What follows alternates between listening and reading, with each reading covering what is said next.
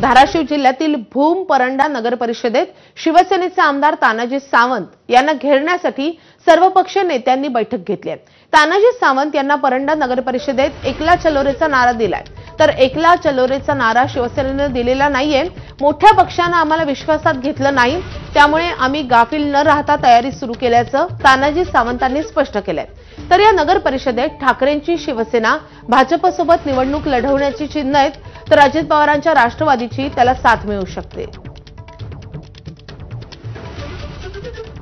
नाही, महायुती धर्म तोडलाय की नाही हे वरिष्ठ ठरवतील, पण लोकल लेवलला माझ्या कार्यकर्त्यांनी माझ्या पदाधिकाऱ्यांनी गाफील राहू नये म्हणून आम्ही सजग आहोत। आम्हाला त्याचा काय फरक पडत नाही। ज्या कारणावरती पक्ष फुटला, उभाटा गट असेल, भाजप असेल, राष्ट्रवादी असेल, राष्ट्रवादी राष्ट्रवादी ब, राष्ट्रवादी क, राष्ट्रवादी क ड, काँग्रेस, आणखी सर्व पक्ष सगळे एकत्र आलेले आहेत। ह्याचा अर्थ सगळ्यांना एकत्र येण्याची गरज ह्या शिवसेनेमुळे पडलेली आहे आणि त्याच्यातनंच आमचा विजय आज फिक्स झालेला आहे। सर्वांना एकत्र यावं लागतंय।